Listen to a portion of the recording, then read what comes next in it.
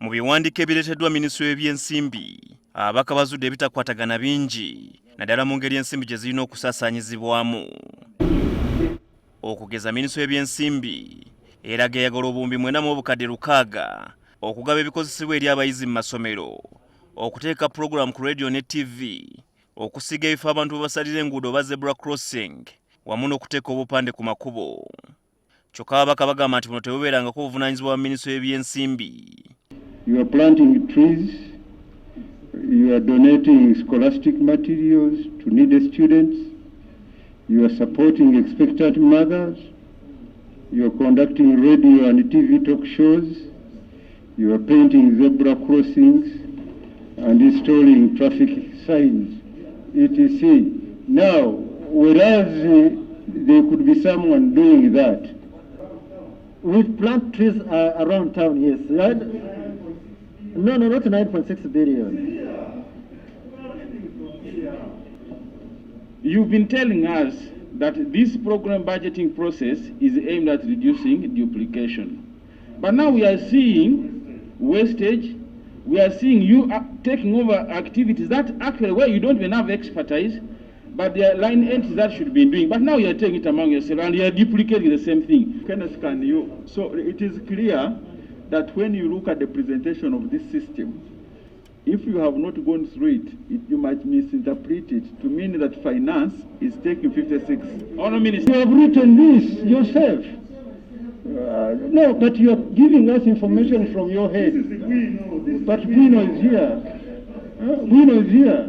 Mu mbalirira ya ministry era bataddemu ssente endala obuwumbi 9,600 nga za kulondoola minisitule y'ebyobulamu, okutendeka abantu okukola dduyiro, okutegeka emizannyo omuli okusamba omupiira, okuwuga, volleyball n'emizannyo emirala.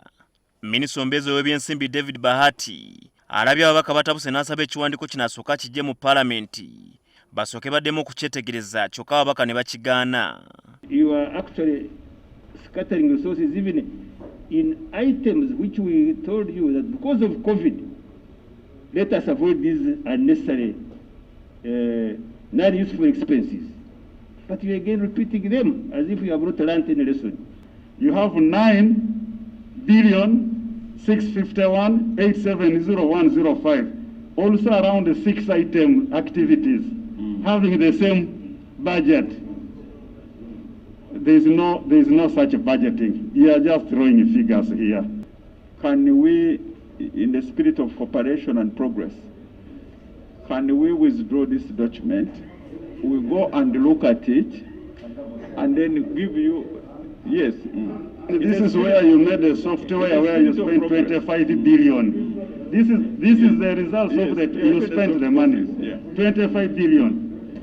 Wabula mu kusooka minisitule y'ebyensimbi Matya Kasaija yeewunyisiza ababaka bwe yategeezanga mu minisitule gy'akulembera bwe mulimu abalyako kyokka nga talina busobozi kubalwanyisa.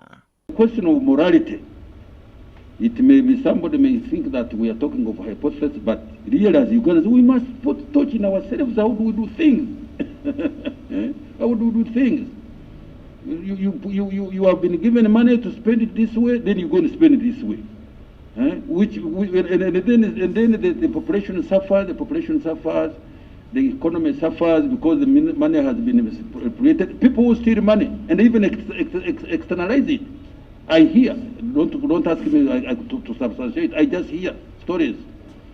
Somebody steals the money and then goes externalizes it. So really the question of morality, it may be a fabulous thing to handle, but we need to be able to give a full discussion on this issue. Since you have spelled out that there's a problem of morality, how much of your budget is stolen? In your estimate? To supplement that. Chair. Mr. Chairman, you are asking me. Because I'm not God. Because you have recognized that. If I had a godly power, I would know so that was stolen. Minisita ne banne baweereddwa obudde okukomawo mu kakiiko okwongera okwennyonnyolako. Herbert Ziwa, NTV Akawungezi.